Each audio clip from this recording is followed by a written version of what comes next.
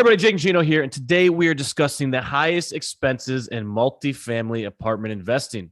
Gang, apartment investing is not rocket science. It's also simple to understand, but can be difficult to execute at a high level. Okay, let that sink in for a minute. We believe in buy right, manage right, and finance right. After the deal has been purchased and long-term debt is secured, the last lever you have to pull is manage right. You bought it right. You got nice long-term debt on it. The only thing left is to manage right. So now we've cleared the decks. We are talking about business operations 101, and your cash flow is going to come down to income versus expenses. So Gino, get the flashlight out. Please shine the light on our internal acronym, not big on it, which we refer to as PFS. Mr. Stenziano. First thing I'd like to hear from the listeners down below in the comment section, what are your biggest expenses in multifamily? I'm going to give you ours, and I'm also going to give you a copy of Wheelbarrow Profits. Take a look behind me, everybody. It's good. My favorite logo of all time. That started it all. So hit me up, Gino at jakeandgino.com. Love to give you a copy. And we're talking about this. I want to hear what your guys' expenses are. Insurance. What's your biggest expense? For us, PFS traditionally stands for personal financial statement. But in this instance, it is paint, flooring, and supplies. Write that down, everybody. And you see these recurring charges. And, Jake can even talk to you about the 20-year flooring we're putting down. We've got a contact to Jake and Gino that he comes to us, does the flooring. We've actually brought in our own CapEx crew. We've brought in flooring in-house. This is something that we've done over time. When you're first starting out, you have your first or second deal.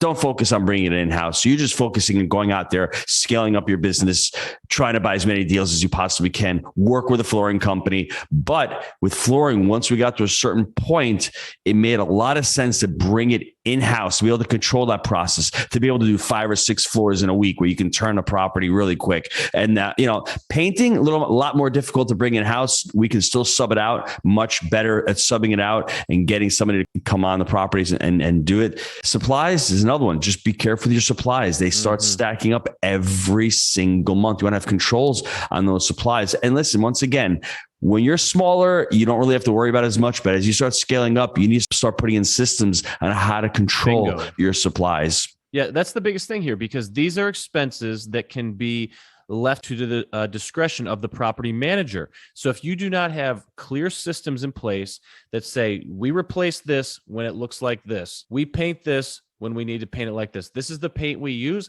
this is the price we pay per square foot, and on and on and on. If you do not have those, you are going to have this merry-go-round of meetings where you're saying, why the hell does it look like this? And it's going to be painful. So we are vertically integrated, but when we're talking about painting, we will not take paint in-house. We've never been able to make the numbers worth the effort. Okay. So ultimately we can get paint at a reasonable price, meaning we can get a full paint on our apartments. I've never been able to make the numbers work to say, I want to hire people in-house, manage those people, and then deploy them and ensure that they are doing what they need to do. This is one where I just don't ever see it. I think we will always sub out painting. Gino just alluded to flooring. We're putting in 20-year flooring that we hope to have fully installed in our current portfolio in the next 2 to 3 years. What does that mean for flooring expense? See ya! For the New Yorkers out there, Michael K likes to say, gone. Okay, we're going to be replacing as needed. This is 20-year flooring, water-resistant, luxury vinyl plank. Looks beautiful, would look. We're going to be in it for the long haul. So we're really excited about that, because the bane of our existence, paint, flooring, and supplies, taking flooring out of the equation in the next few years. We are buy and hold investors. Now, supplies, wild ride over the last couple of years. I want you to ask yourself, because this is where it comes down to. Do you want to learn how to warehouse and, start to manage supplies? We don't. Everything that we get is either, drop ship, put on, site.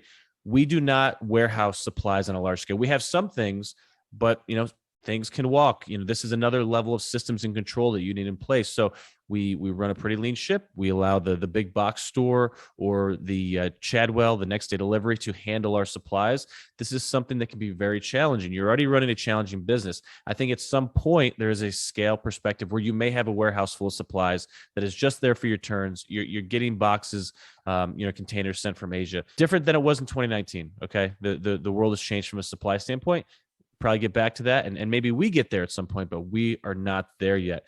So paint, flooring, supplies, these are things that can fluctuate every month. They can be the bane of existence when you're looking at a cash flow perspective. So, and they can make or break your draws. I think that's one of the biggest things, to look out for. So something that can fluctuate, you need to watch these like a hawk. So gang, as always, think in decades. I'm Jake. He's the G Daddy, and he has one more thing to say. I do, Jake. I really do. You know why? I want everyone out there to think, and I want to challenge everyone listening to this. Just because you may only have one deal, you may have 3 deals, you may have 20 deals. We made the mistake early on. We're buying our own deals. We weren't syndicating. You are not only property managing your business, you are asset managing your business. You as the asset manager has to look at all of these expenses, create the budget, and then put your property management hat on. Do we need to spend $150 for a ceiling fan, or can we go down and spend $50? That's the battle between you as the asset manager and you as a property manager. And when you can have an intelligent conversation with yourself and try to save on these expenses and budget for these expenses, it's going to help you in the long run, because as you start to scale, you'll start to see things a lot differently. You only have 10 units. When you have 300 units and you're buying ceiling fans at $50 less per unit, things really start to add up. So once again, it's paint, flooring, and supplies. Gino at jakeandgino.com. Love to send you a book down below. Give us a little like, subscribe to the channel. And he's Jake, and I'm Gino, everyone. See you guys.